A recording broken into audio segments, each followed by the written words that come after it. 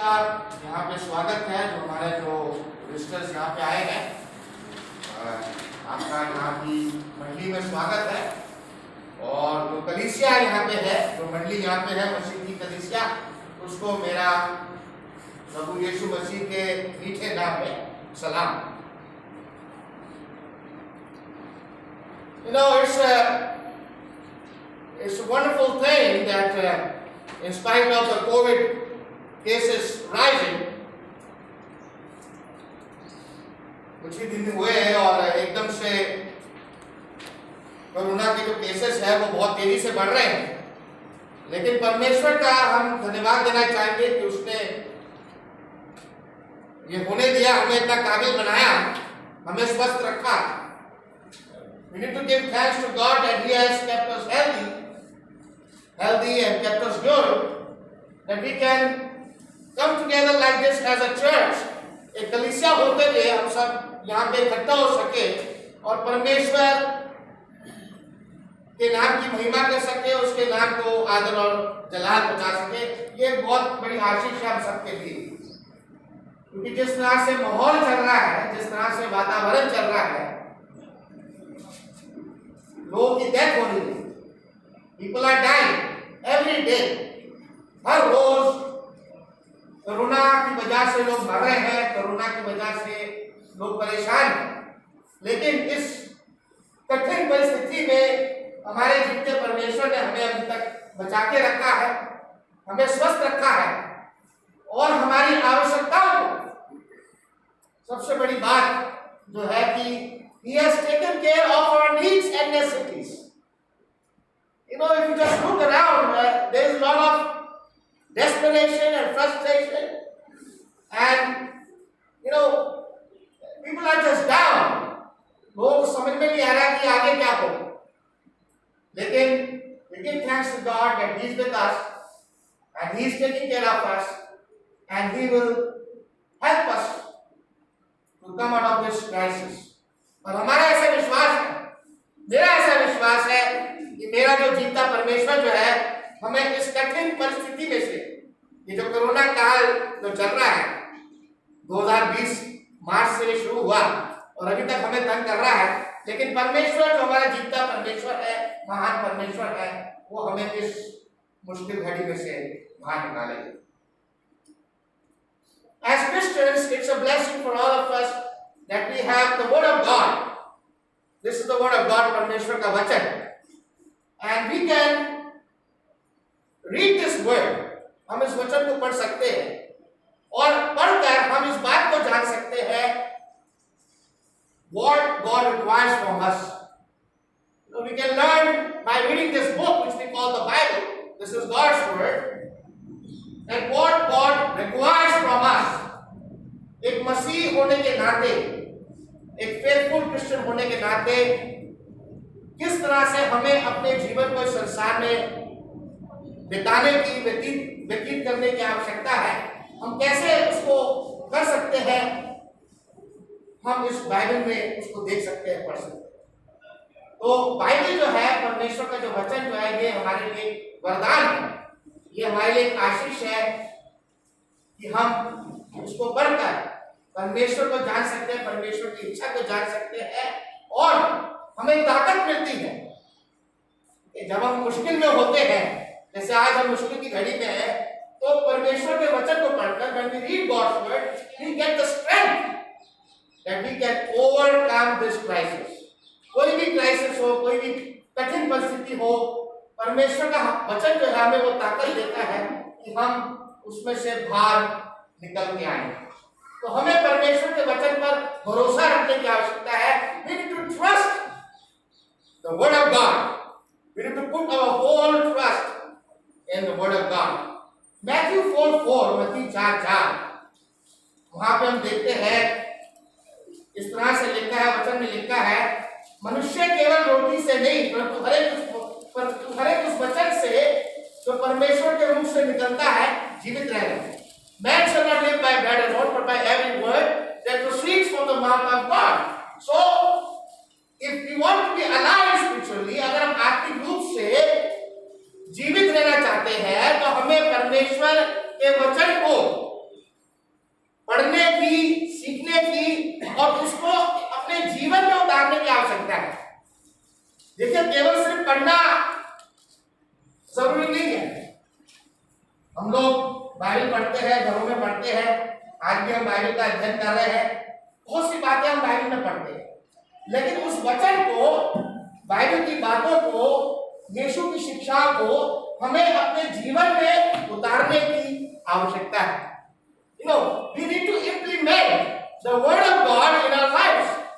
Just reading the Bible, सिर्फ Bible को पढ़ना और उस पर नहीं चलना, उससे कोई फायदा नहीं। We need to read as well as do things or walk according to the Bible.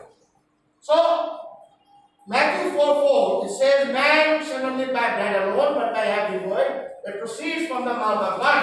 मनुष्य केवल रोटी से नहीं, परंतु हर एक उस वचन से जो परमेश्वर के मुख से निकलता है जीवित रहेगा। हमें परमेश्वर के वचन को ज्यादा से ज्यादा अध्ययन करने की आवश्यकता है।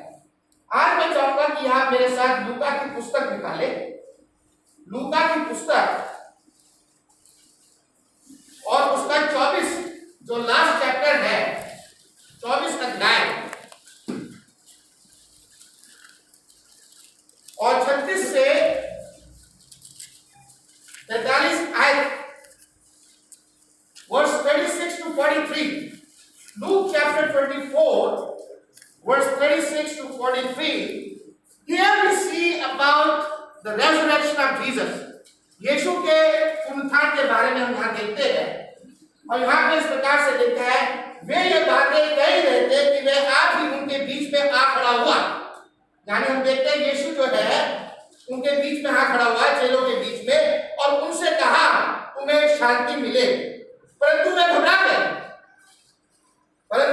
गए और डर गए और समझे कि हम किसी भूत को देख रहे हैं। उसने उनसे कहा, क्यों घबराते हो और तुम्हारे मन में क्यों संदेह उठते हैं? मेरे हाथ और मेरे पांव को देखो कि मैं वही हूं, मुझे छू कर देखो। वो चेलों को कह रहा है, यीशु कह रहा है मुझे छू कर देखो, क्योंकि आत्मा के हड्डी मांस नहीं होता जैसा मुझ में देखते हो। यह कहकर उसने उन्हें अपने हाथ पांव दिखाए। जब आनंद के मारे उनको प्रतीति ना हुई और वे आश्चर्य करते थे, तो उसने उनसे पूछा, क्या यहाँ तुम्हारे पास कुछ भोजन है? उन्होंने उसे भुनी हुई मछली का टुकड़ा दिया। उसने लेकर उनके सामने खाया। ये जो अभी हमने जो पद जो देखा लूका की पुस्तक से, और ऐसे बहुत से पद है, बहुत से पैसेजेस है, there are so many passages which talks about the resurrection of Jesus. ठीक है, वहां पे हम यीशु के जीवने के बारे में देखते हैं, यीशु के पुनरुत्थान के बारे में देखते हैं कि किस तरह से यीशु मसीह जो हमारा प्रभु है वो मुर्दों में से जी उठा। He is a risen savior, वो एक जीवता उद्धारकर्ता है, a living savior। ठीक है, तो यहाँ ये जो यहाँ पे जो घटना जो घटी है, और इसको आप इस तरीके से देख सकते हैं, पर यह एक रोमांचक घटना है, क्योंकि एकाएक यीशु जो है वो अपने चेलों के बीच में खड़ा हो गया और चेले घबरा गए, क्या हो गया।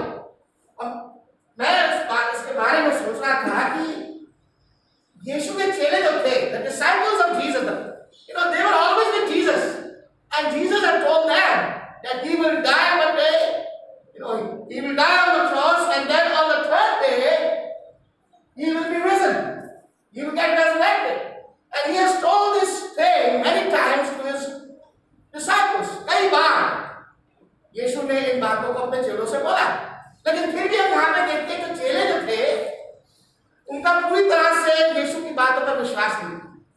और इसी बात को हम यहाँ पे देखते हैं कि यीशु जब अचानक एकाएक, ठीक है, मृत्यु के बाद एकाएक जब वो जी उठा और उनके सामने आ गया, तो चेले कहने लगे, हमने किसी का कोई भूत तो नहीं है। यहाँ पे लिखा है 37 आयत में, परंतु वे घबरा गए और डर गए और समझे कि हम किसी भूत को देख रहे हैं। भूत, चेले कहने लगे नहीं, ये यीशु नहीं है, this is not Jesus. How could Jesus be lying? Although they have heard many times from Jesus' mouth that he will be resurrected, but they did not believe. लेकिन यहाँ पर लेकिन यीशु उनके बीच में है और वो कह रहे नहीं, ये यीशु नहीं है, ये तो कोई आत्मा है। और फिर लिखता है उसने उनसे कहा क्यों घबराते हो और तुम्हारे मन में क्यों संदेह उठते हैं? They were doubting, lots of doubts. How this is possible? A man who is dead, a man who has been buried, he's in the grave. How could he be resurrected? But here we see that Jesus was resurrected and he appeared to his disciples. And then, he wants to prove a point to his disciple. A point. Jesus का एक उद्देश्य था अपने चेलों को समझाने का कि वो सही में जी उठा है। He is bodily resurrected. एक शारीरिक पुनरुत्थान यीशु का हुआ है। आप किसी भूत को नहीं देख रहे हो। I am alive. और फिर आगे आपने लिखा है, जब हम आगे इसको देखते हैं, उनसे कहते हैं, चेलों से कहते हैं मेरे हाथों को देखो, छू के देखो मुझे, टच मी। जहां उन्होंने कीले गाड़ी, सैनिकों ने जहां कीले गाड़ी, उन्हीं सैनिकों ने जो मेरे हाथों में कीले गाड़ी, पैरों में कीले गाड़ी, उसको छू के देखो, उंगली डाल के देखो। क्योंकि आत्मा क्या हड्डी और मांस में एक जगह रीजनिंग दे रहा है। यीशु मसीह को रीजनिंग देता है कि जो आत्मा है, आत्मा का हड्डी और मांस नहीं होता। जो शरीर है, शरीर में मांस होता है, लोह होता है, आत्मा में नहीं होता। फिर लिखता है यह तो उसने अपने हाथ पांव दिखाए। और फिर एक और बहुत जो बड़ी विचित्र बात यहाँ पे, रोमांचक बात जो यहाँ पे हम पढ़ते हैं 42 आयत में लिखता है, उन्होंने उससे भुनी हुई मछली का टुकड़ा दिया, a grilled fish। और हम देखते हैं उसने उस मछली को खा लिया, फ्राइड फिश, ठीक है, फ्राइड फिश, ग्रिल्ड फिश। तो उसको भूख लगी, उसने बोला मुझे भूख लग गई, कुछ है तुम्हारे पास? चलो से बोला, चलो ने बोला हाँ हमारे पास भुनी हुई मछली का टुकड़ा है, वो उसको दे दिया, उसने खा लिया। तो उनको विश्वास दिलाने के लिए कि मैं कोई आत्मा नहीं हूं, मैं सही में जी उठा हूं, आई एम बॉडीली रेजुरेक्टेड। देखिए जब हम मसीहत के बारे में बात करते हैं, when we talk about Christianity, if there was no resurrection of Jesus, there had been no Christianity। मसीहत नहीं होती। मसीहत का जो आधार है, क्रिश्चियनिटी का जो आधार है, या क्रिश्चियनिटी की जो नींव है, वो है रेजरेक्शन ऑफ जीसस, यीशु का जी उठना। अगर यीशु मुर्दों में से नहीं जी उठता तो क्रिश्चियनिटी नहीं होती, आप यहाँ पे नहीं होते, मैं यहाँ पे नहीं होता, हमारे पास कोई आशा ही नहीं होती। हम यीशु में क्यों विश्वास रखें जब कोई आशा ही नहीं है? लेकिन द रेजरेक्शन ऑफ जीसस, यीशु का पुनरुत्थान जो है, मसीह का पुनरुत्थान जो है, वो एक ऐसी बात है जिस पर सब कुछ टिका हुआ है। Christianity is holding on to the resurrection of Jesus। अगर यीशु नहीं जी उठता तो क्रिश्चियनिटी नहीं। और चेलों ने जो यीशु के बारे में बोला, चेलों ने प्रचार किया था, यीशु के बारे में प्रचार किया था कि किस तरह से यीशु जी उठा था, वो भी झूठे होते, वो भी मूर्ख होते अगर यीशु मुर्दों से नहीं जी उठा। तो आज हम जो देखना चाहेंगे वो ये है कि जो मसीह का जो पुनरुत्थान है, यीशु का जो पुनरुत्थान है वो है the resurrection of Jesus, what it means to us. हमारे लिए यीशु का जो जी उठना है, इसका अर्थ क्या है? कभी आपने इसके बारे में सोचा है? What does the resurrection of Jesus means to us? मसीह का पुनरुत्थान, यीशु का जी उठना, इसका अर्थ क्या है? हम इसको किस तरह से लेते हैं? ये हम सबको इसके बारे में सोचने की आवश्यकता है, because it is a very important thing. Our faith, हमारा विश्वास जो है वो मसीह के पुनरुत्थान पर टिका हुआ है।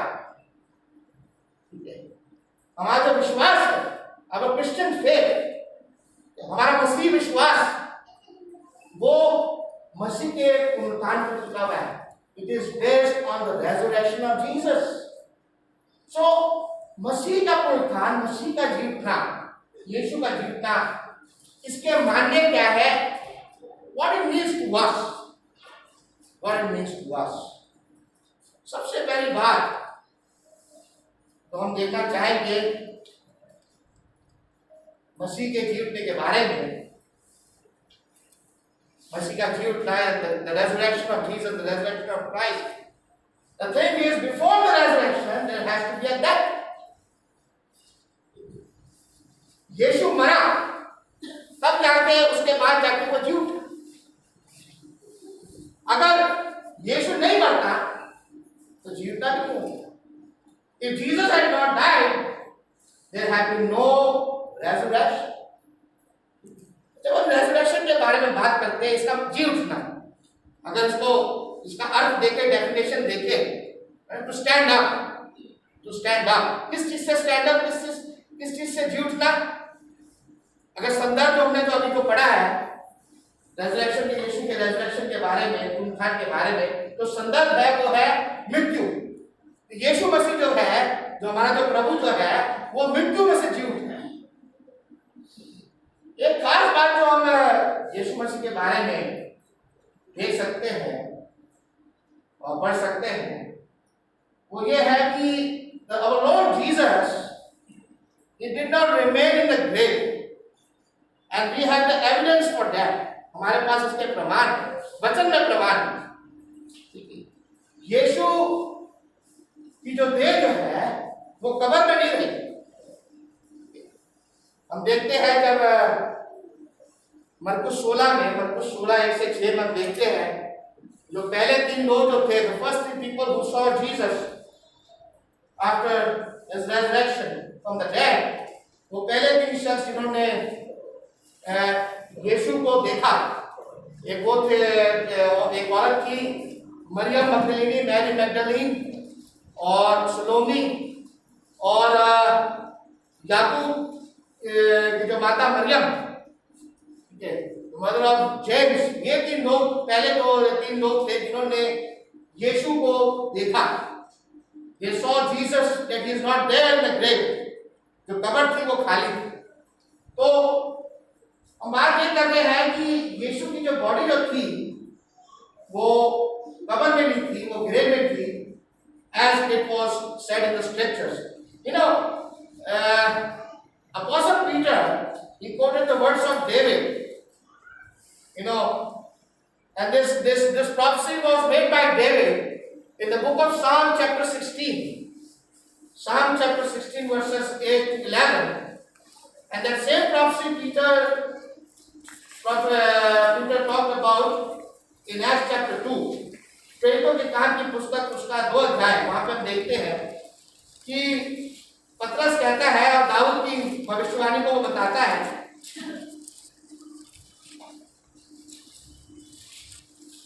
Acts chapter 2, and here in verse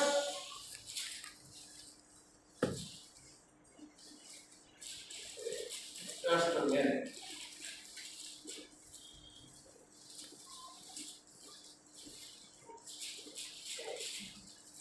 Acts chapter 2, and here it says, starting from verse 25 to verse 28. Now this is the prophecy which is mentioned in Psalm chapter 16, भजन संहिता 16, 8 से 11। वहां पे हम इस प्रोफेसी को देखते हैं, भविष्यवाणी को देखते हैं जो दाऊद करता है, और पतरस उसी भविष्यवाणी को, दाऊद की जो भविष्यवाणी कहती है, उसका जिक्र प्रेरितों 2 अध्याय और 25 से 28, और इसमें जो खास आयत जो हम यहाँ पे देखना चाहेंगे वो 31 आयत है, जहाँ पे लिखा है कि उसने होने वाली बात को पहले ही से देखकर मसीह के जी उठने के विषय में भविष्यवाणी की, यानी दाऊद ने भविष्यवाणी की कि ना तो उसका प्राण अधोलोक में छोड़ा गया और ना उसकी देह सड़ने पाई। So it was prophesied. The point I am trying to make was prophesied in the word of God that the body of Jesus would not remain in the grave. यीशु की देह के बारे में भविष्यवाणी की गई थी कि यीशु की देह जो है वो अधोलोक में नहीं रहेगी, you know, because it will be resurrected. And you know, there are so many miracles, बहुत से आश्चर्यक्रम हम देखते हैं, बाइबल में हम पढ़ते हैं, लेकिन ये एक बहुत बड़ा आश्चर्यक्रम है, यीशु का जी उठना। ये अगर आश्चर्यक्रमों की फहरिस्त देखें, लिस्ट देखें, तो उनका आश्चर्यक्रमों में से ये सबसे बड़ा एक आश्चर्यक्रम के रूप में इसको देख सकते हैं कि किस तरह से परमेश्वर के सामर्थ्य से, by the power of God, Jesus was resurrected from the dead. It is not a small thing. ये कोई छोटी सी बात नहीं है, मामूली बात नहीं। ये कोई ऐसी डेथ नहीं है जिसको हम बोलते हैं ये मामूली सी डेथ है, ordinary death. No, it was a death, you know, in which Jesus was in the grave for 3 days. 3 दिन तक यीशु कब्र में था, लेकिन फिर हम देखते हैं उसको परमेश्वर ने उसको जीवित किया, उसको उठाया, उसको जिलाया। He was resurrected from the dead. So, you know, when a person dies, जब कोई मरता है, कई बार लोग इस तरह से बोलते हैं कि वो परमेश्वर के पास उसकी आत्मा जा रही है, ठीक है, स्वर्ग लोक, ठीक है, सीधे आत्मा वहां परमेश्वर के पास जा रही है। लेकिन नहीं, जब कोई मरता है तो उसकी आत्मा जो है वो रेडिस में जाती है, अधोलोक में जाती है, ठीक है, ये सब हम जानते हैं, कई बार इसके बारे में बोला गया है। When a person dies, his soul goes to Hades, and in Hades there are 2 compartments.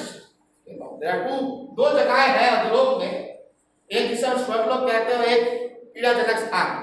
जो परमेश्वर की आज्ञा पे चले हैं, जो परमेश्वर के हुक्मनामों पे चले हैं, उनकी आज्ञाओं पे चले हैं, तो वो स्वर्गलोक जाते हैं। और जिन्होंने परमेश्वर की खिलाफत करी है, जो परमेश्वर की आज्ञा पे नहीं चले, वो पीड़ाजनक स्थान में जाते हैं। तो वहां पे अभी वो इंतजार कर रहे, अभी न्याय नहीं हुआ, न्याय का दिन आना है। और रेजरेक्शन ऑफ जीसस जो है, जब हम रेजरेक्शन ऑफ जीसस के बारे में बात करते हैं, तो ये इस बात को भी दिखाता है, यीशु का पुनरुत्थान, कि एक दिन हम सबका न्याय होगा। The resurrection of Jesus teaches us that one day there will be a judgment day. एक दिन न्याय होगा और यीशु हम सबका न्याय करेगा। Jesus is going to judge all of us. So, you know, resurrection of Jesus means to us that Jesus died.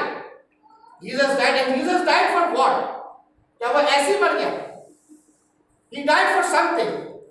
And what was that? Jesus died for our sins. हमारे पापों के लिए, हमारे गुनाहों के लिए यीशु ने क्रूस पर हम सब के लिए जान दे दी। Romans 5:8 is a beautiful verse. बहुत सी आयत है, रोमियो 5:8 जहाँ पे लिखा है कि while we were yet sinners, Christ died for us. जब हम पापी थे, तभी यीशु हमारे लिए मारा गया, उसने हमारे लिए अपनी जान दी।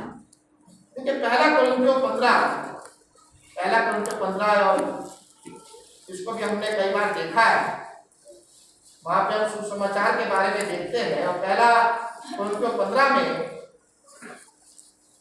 वहां पे जो तीसरी आयत है, वहां पे इस प्रकार से लिखा है, इसी कारण मैंने सबसे पहले तुम्हें वही बात पहुंचा दी जो मुझे पहुंची थी कि पवित्र शास्त्र के वचन के अनुसार यीशु मसीह हमारे पापों के लिए मर गया, यानी Jesus died for our sins, हमारे पापों के लिए यीशु ने जान दी। तो जब हम रेजरेक्शन के बारे में बात करते हैं, तो वहां हम देखते हैं कि यीशु ने हमारे लिए क्रूस की मृत्यु को, He died on the cross for our sins. दूसरी बात, what does the resurrection means to us, or what do we understand by the resurrection of Jesus? It means, you know, the Bible tells us, the scripture tells us that it means Jesus is the Son of God. You know, Romans 1:4, there's a beautiful verse in Romans 1:4, वहां पर इस प्रकार से लिखा है, and declared to be the Son of God with power, according to the Spirit of holiness, by the resurrection. Romans 1:4, इसको जरा निकालिए। हिंदी में जरा इसको कोई पढ़े। रोमियो 1:4 क्या लिखा है? और पवित्रता की आत्मा के भाव से मरों में से जी उठने के कारण सामर्थ के साथ परमेश्वर का पुत्र ठहरा। सामर्थ के साथ परमेश्वर का पुत्र ठहरा है। यानी जो मसीह का जो पुनरुत्थान है, यीशु का जो पुनरुत्थान है, उसने इस बात को ठहराया या साबित किया कि यीशु मसीह जो है वो परमेश्वर का पुत्र है। एक मोहर उस पर लगा दी कि यीशु जो है वो परमेश्वर का पुत्र था। अब ये जो मोहर जो है ये सिर्फ रेजरेक्शन के समय पर नहीं लगी, उससे पहले भी जब यीशु का जन्म हुआ, जब यीशु संसार में आया, उससे पहले जब यीशु शरीर के रूप में संसार में आया, तब भी हम देखते हैं उस पर यह मोहर लगाई गई कि वो परमेश्वर का पुत्र है। लूका 1:35, लूक 1:35, वहां पे हम यीशु के जन्म के बारे में देखते हैं और किस तरह से स्वर्गदूत कहता है कि ये जो पवित्र जन जो है ये परमेश्वर का पुत्र है। क्या लिखा है?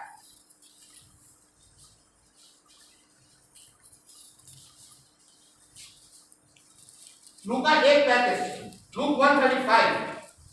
स्वर्गदूत ने उसको उत्तर दिया, पवित्र आत्मा तुझ पर उतरेगा और परम प्रधान की सामर्थ तुझ पर छाया करेगी, इसलिए वह पवित्र जो उत्पन्न होने वाला है परमेश्वर का पुत्र कहलाएगा। परमेश्वर का पुत्र कहलाया जाएगा।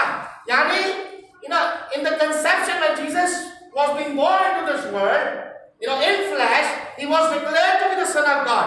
And at the same time, the resurrection, that also proves, or it says, it identifies Jesus as the Son of God. वो परमेश्वर का पुत्र है। हम देखें पतरस के बारे में, पतरस ने एक कन्फेशन किया था, गवाही दी थी यूहन्ना 6:69 में कि वो वहां पे इस प्रकार से लिखा है कि वो मसीह है, परमेश्वर का पुत्र है।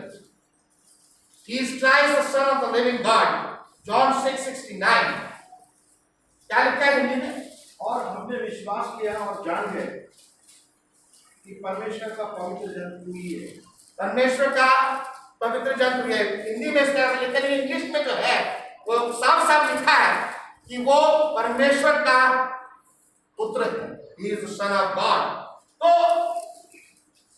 resurrection, when we talk about the resurrection of Jesus, it means that Jesus is the Son of God.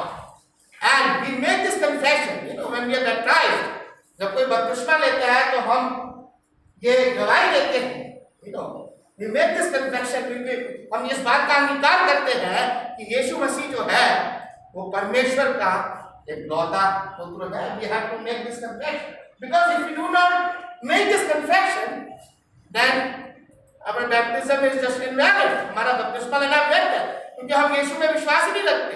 यीशु मसीह जो है वो परमेश्वर का पुत्र है। तो रेजरेक्शन जो है वो इस बात को दिखाता है, it means that Jesus is the Son of God। एक और जो अध्याय जो रेजरेक्शन के बारे में एक बहुत विस्तार से वो अध्याय है, और वो है 1 कोरिन्थियों 15, और इसको जरा हम पढ़ेंगे। 1 कोरिन्थियों 15, 1 Corinthians chapter 15. It is called the resurrection chapter, and many lessons have been presented on this chapter, मसीह का पुनरुत्थान। और मैं चाहूंगा कि यहाँ पर आप 12 आयत से 19 आयत तक जरा इसको कोई पढ़े। 1 कोरिन्थियों 15, 12 से 19। और यहाँ पर स्पष्टता से it has been very clear in this passage, that the resurrection is very, very important to our faith. अगर resurrection नहीं, अगर पुनरुत्थान नहीं तो कुछ भी नहीं। Everything is vain, everything is empty, hopelessness. 1 Corinthians chapter 15 verses 12 to 19। इसलिए जबकि मसीह का यह प्रचार किया जाता है कि वह मरे हुओं से जी उठा, तो तुम में से कितने कहते हैं कि मरे हुओं का पुनरुत्थान है ही नहीं। यदि मरे हुओं का पुनरुत्थान है ही नहीं तो मसीह भी नहीं जी उठा, और यदि मसीह नहीं जी उठा तो हमारा प्रचार करना भी व्यर्थ है और तुम्हारा विश्वास भी व्यर्थ है। देखिए पौलुस साफ साफ यहाँ पे कह रहा है, अगर मसीह नहीं जी उठा तो हमारा प्रचार करना भी व्यर्थ है, हमारा विश्वास भी व्यर्थ है, सब कुछ बेकार है अगर मसीह जी नहीं उठा। फिर क्या कह रहा है?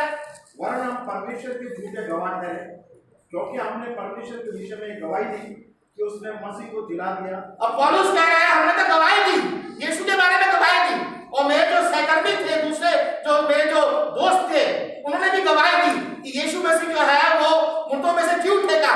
लेकिन अगर यीशु जी नहीं उठा तो हम तो झूठे ठहरेंगे। लोग हमारे बारे में क्या कहेंगे? लोग कहेंगे तो झूठे प्रचारक है, इनका विश्वास झूठा है, ये लोग मकान लोग हैं। तो क्या कह रहे हैं पौलुस? क्योंकि हमने परमेश्वर के विषय में गवाही दी कि उसने मसीह को जिला दिया। यद्यपि नहीं जिलाया, यदि मरे हुए नहीं जी उठते, और यदि मुर्दे ही नहीं जी उठते तो मसीह भी नहीं जी उठा। और यदि मसीह नहीं जी उठा तो तुम्हारा विश्वास व्यर्थ है और तुम अब तक अपने पापों में फंसे हो। कितनी अच्छी बात पौलुस कह रहा है। और यदि मसीह नहीं जी उठा तो हमारा विश्वास व्यर्थ है। Our faith is empty, our faith is vain, और हम अभी भी अपने पापों में फंसे हुए, अपने पापों में मर रहे हैं। ये मसीह ने अगर जी नहीं उठा तो we are still dead in sin, हम अभी भी अपने पापों में मरे हुए। क्या लिखा है 18-19? वरन जो मसीह में सो गए हैं वे भी नष्ट हुए। यदि हम केवल इसी जीवन में मसीह से आशा रखते हैं तो हम सब मनुष्यों से अधिक अभागे हैं। हम सब 19 आयत वाला पढ़ना। यदि हम केवल इसी जीवन में मसीह से आशा रखते हैं तो हम सब मनुष्यों से अधिक अभागे हैं। इतनी अच्छी बात पौलुस यहाँ पे कह रहा है। अगर यहीं पे हमारे पास आशा, आगे की कोई आशा ही नहीं है, तो फिर हम तो सबसे अभागे मनुष्य हैं। हम तो एक ऐसा जीवन जी रहे हैं जिसमें कोई आशा ही नहीं है, आशा ही। There is no hope. Resurrection of Jesus is very important to our Christian faith. हमारे मसीह विश्वास के संदर्भ में इसका जो किरदार जो है, इसका जो मुख्यता जो है, सेंट्रल जो बात जो है वो बहुत इंपॉर्टेंट है। Without the resurrection there is nothing, without the resurrection of Jesus there is nothing. और ये पूरा चैप्टर जो है, जो हमने कुछ आयतें पढ़ी है, ये पूरा चैप्टर जो है रेजरेक्शन के बारे में, किस तरह से मसीह जी उठा और किस तरह से हम सब की, हमारे पास वो आशा होगी कि हम सब की जी उठेंगे, हम सब की जी उठेंगे। और इसी बात, हमारा टाइम कम है, मेरे पास कुछ 2-3 पॉइंट और है। What does resurrection means to us? इसी बात जो है वो है जो मैंने अभी बोली कि आई या हम सब जी उठेंगे। This is what resurrection means to अस।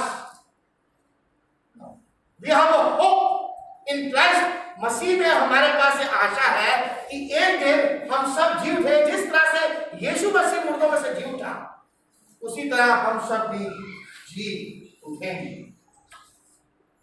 उसी अध्याय में आ गया 1 कोरिन्थियों 15 और 20 से 26। इसको भी जरा देखिए, हम इसको पढ़ेंगे। 1 कोरिन्थियों 15 20 से 26 को जरा देखिए क्या लिखा है।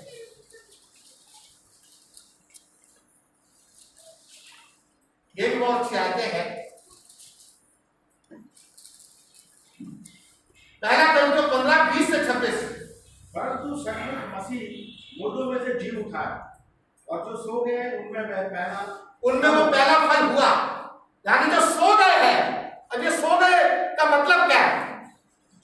सोने का मतलब नहीं कि वो सो रहे हैं, सोने का मतलब वो मर गए हैं, जो मसीह में मर गए हैं।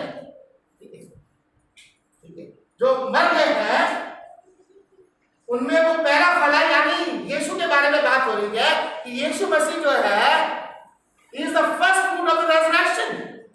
ठीक है, वो मुर्दों में से पहला जीतने वाला व्यक्ति है, कभी ना मरने को। फिर क्या लिखा है? क्योंकि जब मनुष्य के द्वारा मृत्यु आई तो मनुष्य के द्वारा मरे हुओं का पुनरुत्थान भी आया। देखिए, मनुष्य के द्वारा मुझे किस मनुष्य के बारे में बात है? आदम के बारे में। शारीरिक मृत्यु, आदम जो है वो शारीरिक मृत्यु लेके आया, लेकिन हम देखते हैं यीशु क्या लेके आया? यीशु अनंत जीवन लेके आया। फिर क्या लिखा है?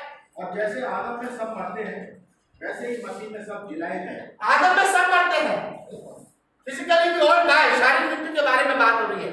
लेकिन when Jesus would come again, we all would be resurrected.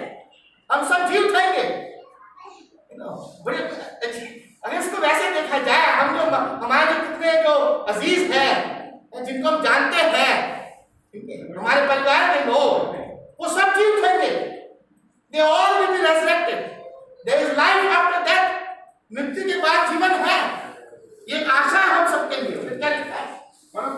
एक अपनी अपनी बारी से, पहला फल मसीह और मसीह के आने पर उसके लोग। इसके बाद अंत होगा, उस समय वह सारी प्रधानता और सारा अधिकार और सामर्थ का अंत करके राज्य को परमेश्वर पिता के हाथ में। राज्य क्या? कलीसिया, यीशु की कलीसिया। यीशु क्या करेगा? फिर कलीसिया को परमेश्वर पिता परमेश्वर के हाथों में सौंप देगा। ठीक है, फिर क्या लिखा है? क्योंकि जब तक वह अपने बैरियों को अपने पांव तले नहीं आए, तब तक उसका राज्य करना आवश्यक है। सबसे अंतिम बारी जो बैरी जो नष्ट किया जाएगा वह है मृत्यु। सबसे जो अंतिम बैरी, the last enemy that will be defeated will be death, when we all will be resurrected. अब कई बार लोग कहते हैं कि जो अच्छे लोग हैं सिर्फ उन्हीं का जीवना हो, only the good people will be resurrected, not all will be resurrected. But that's not what the Bible teaches. Bible इस तरह की शिक्षा नहीं देती। बाइबल सिखाती है कि सब लोग जी उठेंगे, everybody। जॉन चैप्टर 5, यूहन्ना 5:28-29, वहां पे लिखा है, मानो नॉट, इस बात से अचंभा मत करो, वो समय आने वाला है कि जितने लोग जो कब्र में दफन है, जितने लोग जो कब्र में दफन है, वो उसके शब्द सुनकर निकल आएंगे, और जिन्होंने भलाई की है वो जीवन के पुनरुत्थान के लिए जी उठेंगे, और जिन्होंने बुराई की है वो दंड के पुनरुत्थान के लिए जी उठेंगे। तो यानी everyone, the good, the bad, we all would be resurrected. That's what the scripture says in John chapter 5, verses 28-29. So, as a Christian, मसीह होने के नाते हमारे पास ये आशा है कि हम सब जी उठेंगे, और जीतने के बाद हमारे पास ये आशा है कि हम उस स्थान में प्रवेश कर पाएंगे जो स्वर्ग कहलाता है। We have this hope that one day, as a Christian, we have this hope that one day we will enter this place which is called heaven. मैंने पहले भी बोला कि कोरोना की वजह से बहुत लोग मर गए। Corona has brought a lot of physical death into this world. और कई बार जब हम इसके बारे में सोचते हैं तो हमें बड़ा बुरा सा लगता है कि रोजाना कितने लोग मर रहे हैं, और हमारा ध्यान इस तरह से घूमता है कि ये जो शारीरिक मृत्यु जो है बहुत खराब चीज है, मृत्यु किसी को नहीं आनी चाहिए, इस तरह से हम सोचते हैं। मनुष्य का जो मन, I'm talking about the mind of a human. Mind of a human is that he doesn't like death. Physical death, and he considers physical death as very horrible. ये बड़ी खराब चीज है physical death, और अभी जो चल रहा है ये देखकर तो और भी बुरा लगता है। लेकिन मैं आपको बताना चाहूंगा कि इस मृत्यु से भी जो सबसे जो खराब मृत्यु जो है वो है यदि आप यीशु में नहीं मरते या यीशु के बाहर मरते। If you die outside of Christ, if you die outside of Christ, you have no hope. आपके पास कोई आशा नहीं। If you die spiritually, आत्मिक रूप से आप मर जाते हैं। That is the worst death, because you are losing your soul. आप अपनी आत्मा को खो रहे हैं। The soul. We all know how important the soul is. आत्मा जो है वो कितनी महत्वपूर्ण है। The soul never dies. The body dies, the body is made of dust, it gets into the dust, but the soul never dies. The soul lives forever. So, the soul is very important, and we need to be concerned about our soul. If a soul dies because we are outside of Christ, and how are we outside of Christ? हम मसीह के बाहर कैसे होते हैं? हम मसीह के बाहर तब होते हैं जब हम उसकी देह में नहीं होते। अब मसीह की देह क्या है? मसीह की देह उसकी कलीसिया, वो कलीसिया जिसको उसने बनाया, वो कलीसिया जिसका सिर्फ वो है। Colossians 1:18, he is the head of the body, the church, and he is the savior of the body. वो अपनी देह का उद्धार करता है। Ephesians 5:23। तो यदि हम मसीह की देह में नहीं है, यानी उसकी कलीसिया में नहीं है, Jesus made only one church, एक ही कलीसिया को उसने बनाया। Matthew 16:18। तो अगर हम उसकी देह के अंदर या उसकी कलीसिया में नहीं है, हम उसकी देह के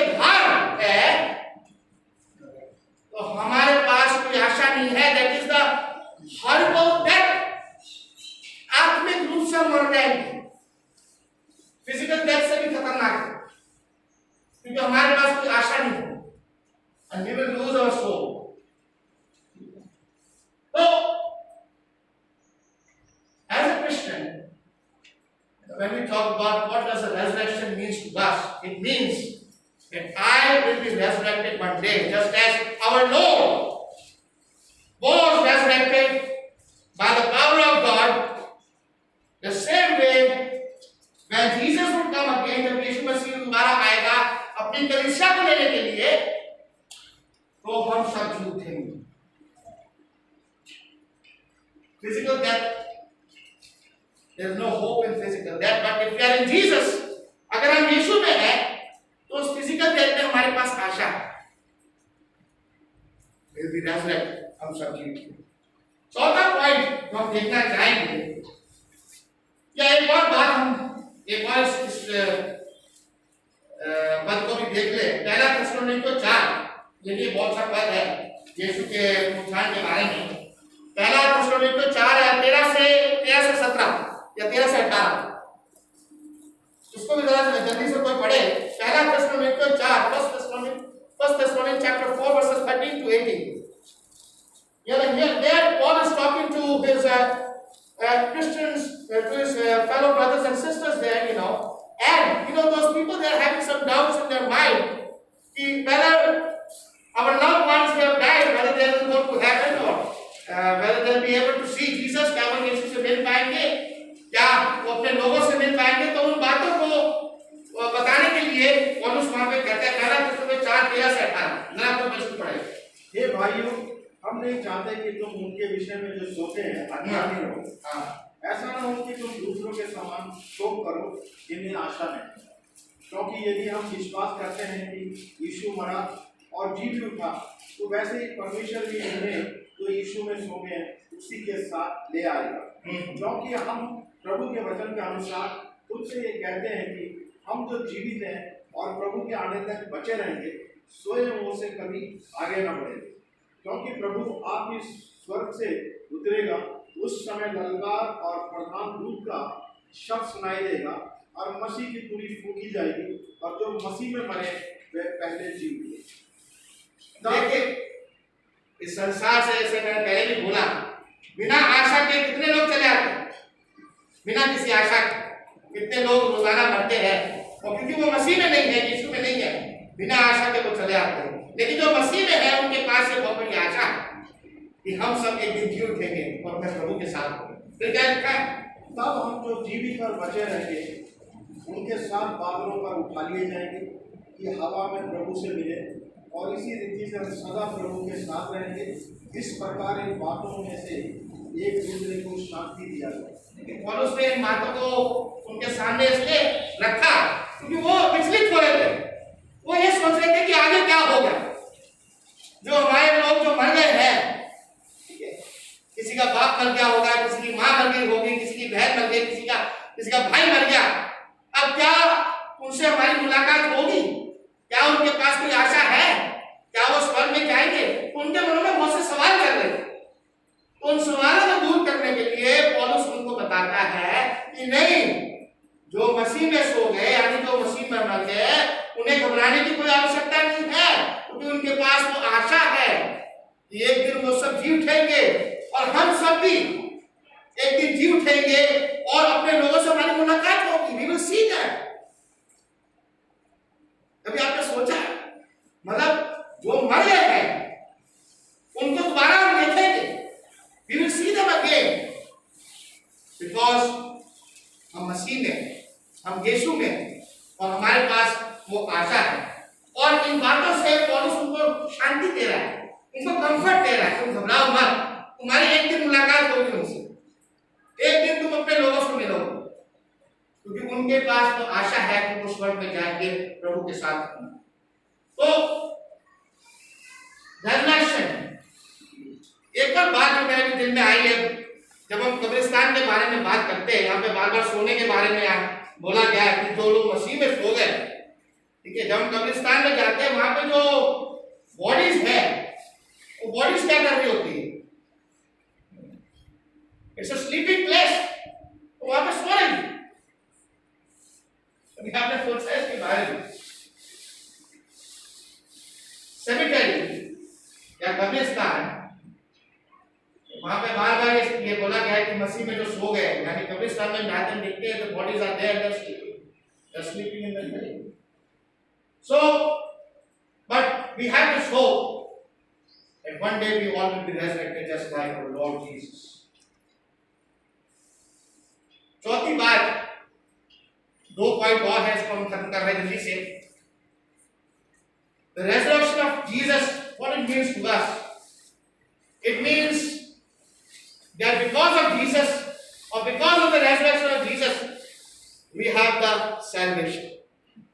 यीशु के पुनरुत्थान की वजह से हमारे पास सैल्वेशन हमें मिला, हमें उद्धार मिला.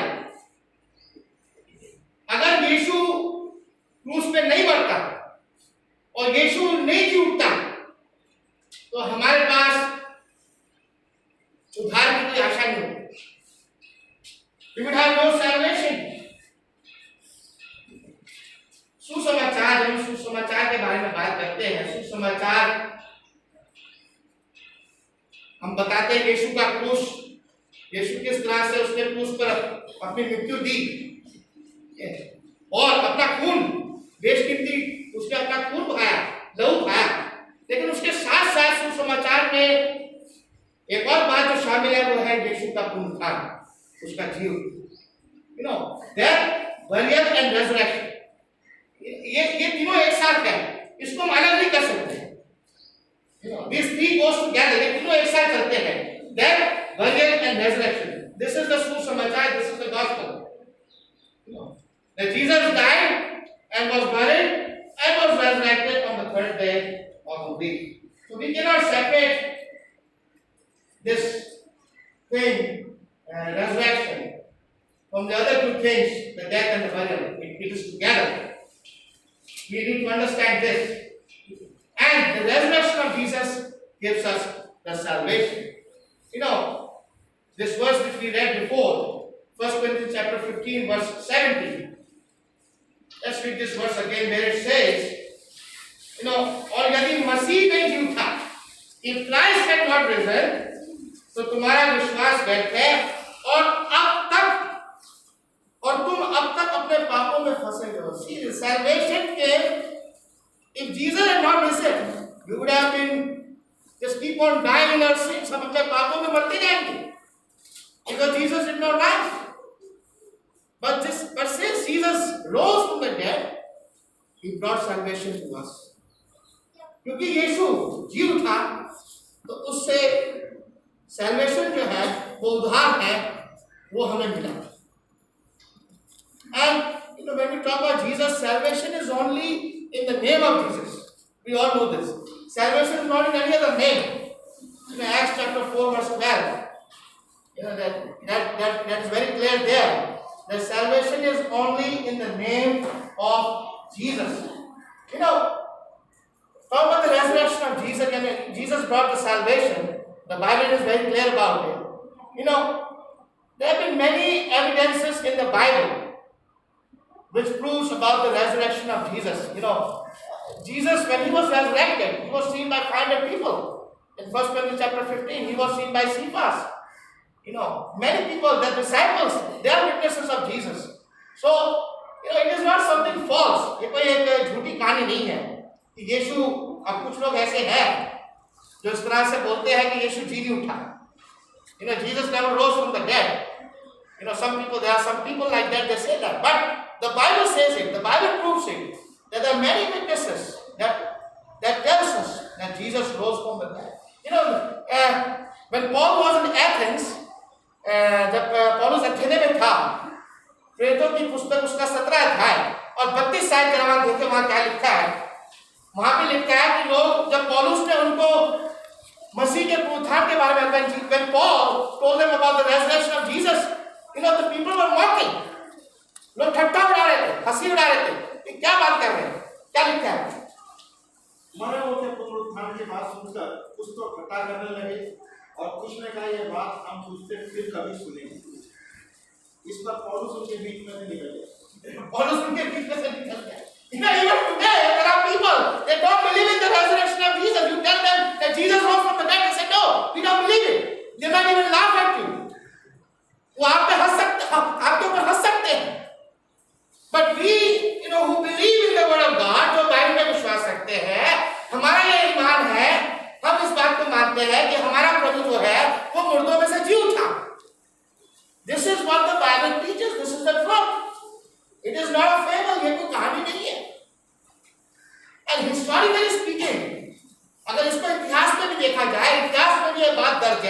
कि यीशु जो है वो जी उठा, और कोई संसार में ऐसा व्यक्ति नहीं है.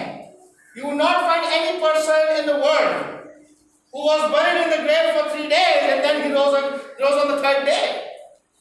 It's only Jesus who was resurrected. Even after being in the grave for 3 days, 3 दिन तक वो कब्र में था, लेकिन परमेश्वर की सामर्थ से वो जी उठा. लास्ट जो बात जो है, what does resurrection means to us?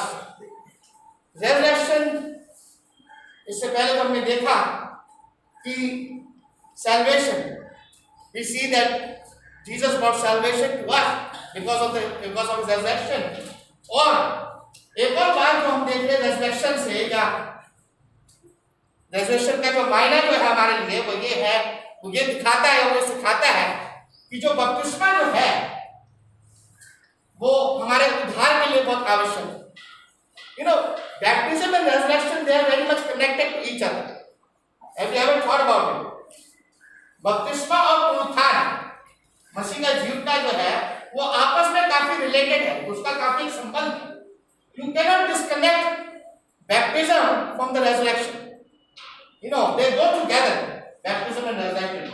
You know, Romans chapter 6, quickly, जल्दी से हम रोमियो 6 निकालें, रोमियो 6 1 से 4. और ये बहुत सी यहाँ पे आयते हैं, यहाँ पे पौलुस कहता है बपतिस्मे के बारे में, माँ वो बताता है, और मसीह के पुनरुत्थान के बारे में. रोमियो 6 1 से 4 देखिए क्या लिखा है. रोमियो 6 1 से 4, जरा कोई इसको पढ़े. तो हम क्या कहें? क्या हम पाप करते रहे या अनुग्रह बहुत हो? पौलुस कह रहे हैं हम क्या करें? क्या हम पाप करते रहे? हम तो पाप के लिए मर चुके हैं. अगर आप पाप के लिए मर चुके हैं तो दोबारा से पाप में क्यों जा रहे हो? कदापि नहीं. ये तो हो ही नहीं सकता. जब हम पाप के लिए मर गए तो फिर आगे को उसमें कैसे जीवन दिखाया? क्या तुम नहीं जानते कि हम सब जिन्होंने मसीह यीशु का बपतिस्मा लिया उसकी मृत्यु का बपतिस्मा लिया? फिर क्या लिखा? अतः उस मृत्यु का बपतिस्मा पाने से हम उसके साथ गाड़े गए, ताकि जैसे मसीह पिता की महिमा के द्वारा मरे हुए में से जिलाया गया, वैसे हम भी नए जीवन की चाल चले. क्योंकि यदि हम उसकी मृत्यु की समानता में उसके साथ जुड़ गए हैं तो निश्चय उसके जीव उठने की समानता में भी जुड़ जाएंगे. अब देखिए बहुत साफ तरीके से यहाँ पे बपतिस्मे के बारे में बताया गया है कि बपतिस्मा क्या है. बपतिस्मा पापों की क्षमा के लिए हम लेते हैं, और बपतिस्मा जो है वो पानी के अंदर गाड़े जाना है. और जब हम बपतिस्मे के पानी में गाड़े जाते हैं तो हम मसीह की मृत्यु में गाड़े जाते हैं. जिस तरह से हमारा प्रभु क्रूस पर वो मारा गया, उसी तरह से हम जो है बपतिस्मे के पानी में हम अपने पुराने जीवन को मार देते हैं. You know, we die to our old self, our old sinful life. और जिस तरह से प्रभु यीशु जो है क्रूस पे मरने के बाद फिर वो गाड़ा गया, उसी तरह से हम पानी की कब्र में गाड़े जाते हैं, हमारा पुराना जीवन. और फिर हम जिस तरह से यीशु मुर्दों में से जी उठा तीसरे दिन, उसी तरह से हम पानी की कब्र में से बाहर आते हैं यीशु मसीह में नया जीवन जीने के लिए. तो बैप्टिज्म जो है एक it symbolizes, baptism symbolizes the death, burial and resurrection of Jesus. It's very clear in Romans chapter 6. ये एक सिंबॉलिक मतलब ये एक सांकेतिक चित्रण है. और चित्रण किस बात का है? यीशु की मृत्यु, उसके गाड़े जाने और उसके जी उठने के बारे में. और फिर इस तरह से देखिए 17 और 18 क्या लिखा है. रोमियो 6 17 18. परंतु परमेश्वर का धन्यवाद हो कि तुम तो पाप के दास थे और मन से उस उपदेश के मानने वाले हो गए जिसके सांचे में डाले गए थे, और पाप से छुड़ाए जाकर धर्म के दास हो गए. देखिए पौलुस वहां पे कह रहा है, अब यहाँ पे जो खास बात यहाँ पे जो बोली गई है, फॉर्म ऑफ डॉक्ट्रिन, उपदेश, उस उपदेश के मानने वाला. अब ये उपदेश ये कौन सा उपदेश है, कौन सा समाचार है? What is the form of doctrine? कौन सी डॉक्ट्रिन के बारे में यहाँ पे बात हो रही है?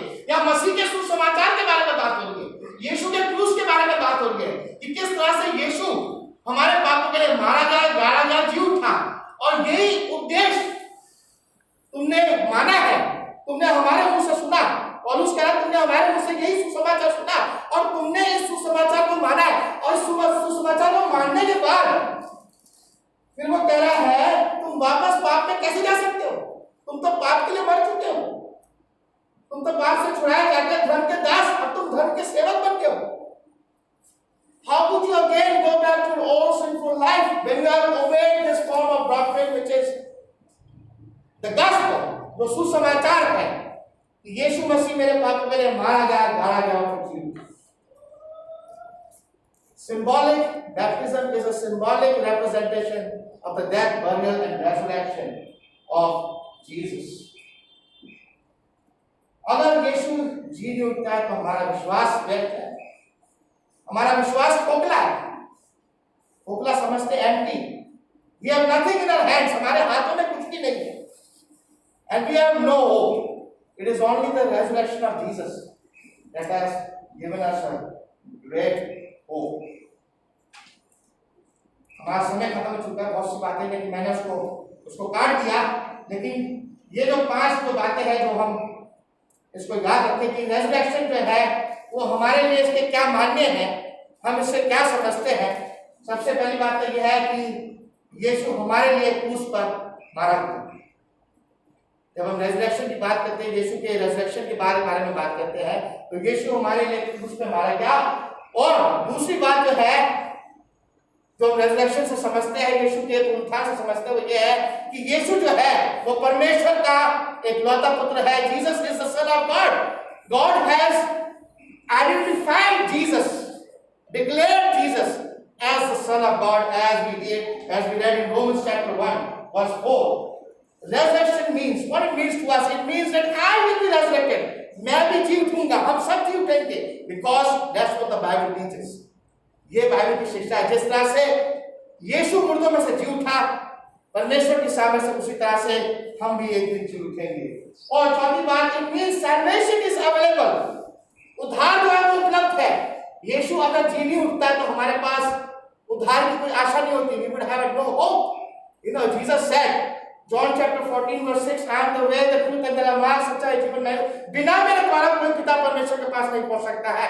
Without me, nobody can enter the place called heaven or meet my Father in heaven. It is only through Jesus that we can enter this place called heaven. और जो आखिर जो बात है वो है रेजरेक्शन हमें इस बात को दिखाता है, यीशु का पुनरुत्थान, यीशु का जी उठना की baptism is essential for salvation. बपतिस्मा जो है हमारे उद्धार के लिए बहुत जरूरी है।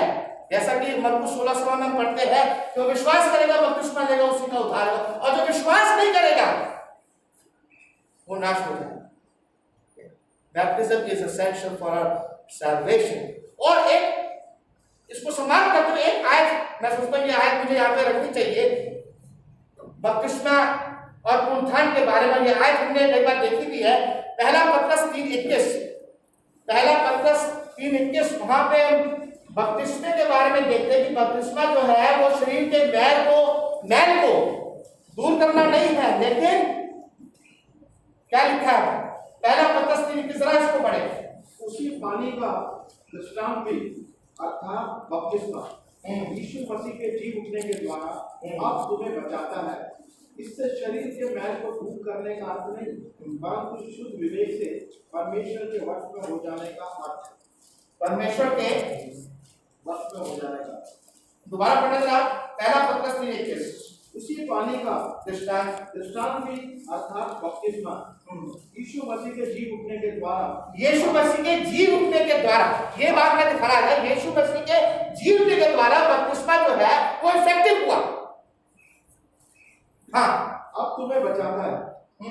इससे शरीर के मैल को दूर करने का अर्थ नहीं है, परंतु शुद्ध विवेक से परमेश्वर के वश में हो जाने का। हाँ, तो बपतिस्मा जो है वो इफेक्टिव तब होता है जब यीशु का पुनरुत्थान उसमें शामिल होता है। अगर यीशु जी उठा तो बपतिस्मे का मतलब क्या? बपतिस्मे का मतलब बपतिस्मे का मतलब। So this is what the resurrection means to us according to the scriptures. तो परमेश्वर के वचन के अनुसार हमने जो देखा वो ये है कि यीशु जो है मुर्दों में से परमेश्वर की सामर्थ से जी उठा, और आज हमारे पास ये आशा है कि हम सब भी एक दिन जब यीशु आएगा यीशु एक दिन आएगा, इस बात पर भी हमें विश्वास रखना चाहिए। यीशु आएगा, और जब यीशु आएगा हम सब जी उठेंगे।